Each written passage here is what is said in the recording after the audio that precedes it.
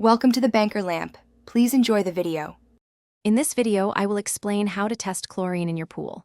Understanding your pool's chlorine levels is crucial for a healthy swimming environment.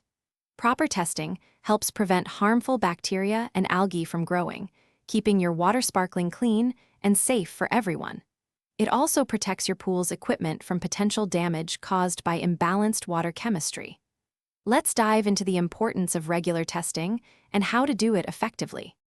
When it comes to testing your pool's chlorine, you have a few excellent options.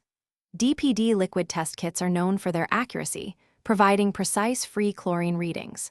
For quick and convenient checks, test strips offer approximate results in seconds. If you prefer digital precision, electronic testers can give you exact numerical measurements for chlorine and other vital parameters.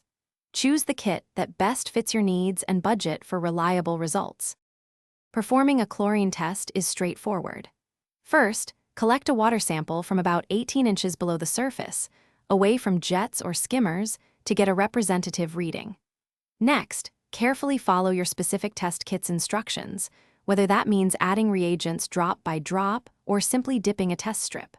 Finally, compare the resulting color change to the chart provided with your kit to accurately determine your pool's chlorine level.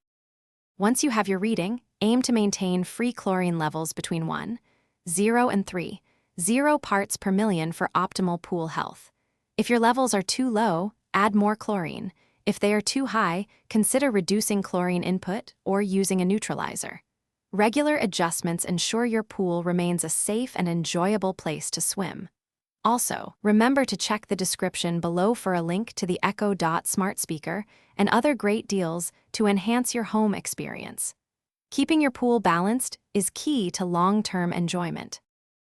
Thanks for watching. If this was helpful, leave a like and consider subscribing. See you next time.